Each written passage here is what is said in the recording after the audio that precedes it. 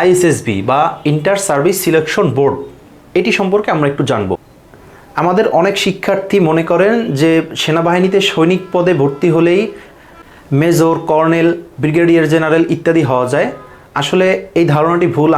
আমি একদম নিছক আমার মন করা কথা বলছি না। যারা জানেন না তাদের অনেকেরই মত এটি যে সৈনিকে যদি ভর্তি হই তাহলে হয়তোবা আস্তে আস্তে আমি মেজর, কর্নেল ইত্যাদি হতে পারবো, কিন্তু না।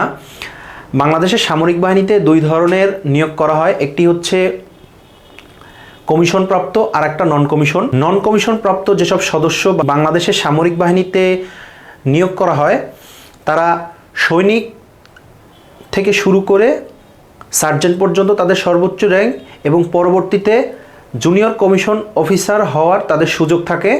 যোগ্যতার ভিত্তিতে এই সুযোগগুলো তাদের দেওয়া হয়। জুনিয়র কমিশন অফিসার বা জেসিও, সেনাবাহিনীতে এই জেসিও হলেন warrant officer, senior warrant officer, master warrant officer এবং অনারি লেফটেন্যান্ট, অনারি ক্যাপ্টেন, এরা হলেন জেসিও। এই জেসিও পদসমূহ নন কমিশন সদস্যরা যেতে পারেন। প্রথম শ্রেণীর কমিশন পদসমূহে যেতে হলে অবশ্যই আইএসএসবি দিতে হয়।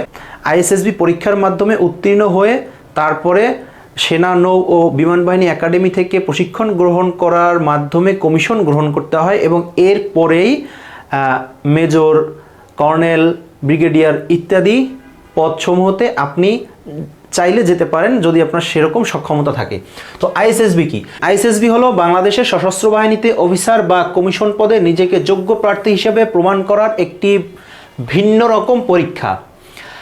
আইএসএসবির ফুল মিনিংস হচ্ছে ইন্টার সার্ভিস সিলেকশন বোর্ড। এই পরীক্ষায় উত্তীর্ণ হওয়ার পরে আপনি বাংলাদেশের সশস্ত্র বাহিনীতে অফিসার পদে ট্রেনিংয়ের জন্য সিলেক্টেড হবেন। যে বাহিনী থেকে অ্যাপ্লাই করবেন ওই বাহিনীর জন্যই সিলেক্ট হবেন, অর্থাৎ আপনি যে বাহিনীর জন্য অ্যাপ্লাই করবেন, সেনা, নৌ, বিমান, যে বাহিনীর জন্য অ্যাপ্লাই করবেন ওই বাহিনীর জন্য আপনি সিলেক্টেড হবেন। পরীক্ষা 4 দিনের, অর্থাৎ আইএসএসবি পরীক্ষা মূলত 4 দিনের। এরপরে আপনার ফাইনাল মেডিকেল পরীক্ষা হবে, অর্থাৎ 4র্থ দিনের পরে 5ম একটি দিন আপনার মেডিকেল পরীক্ষা হবে। তো এটি নিয়ে আইএসএসবি মোট 5 দিন ধরা যায়। তবে যদি প্রথম 2টি পরীক্ষা অর্থাৎ আইকিউ এক্সাম এবং পিপিডিটি এক্সাম এ উত্তীর্ণ হতে না পারেন তবে সেখানেই আপনার বিদায়।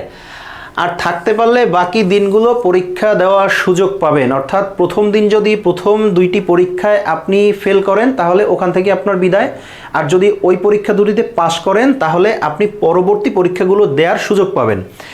এই সিলেকশনের সিস্টেম অন্যান্য সিস্টেমের মতো না, অন্যান্য সিলেকশনের মতো না, এটি একটি ভিন্ন আঙ্গিকের।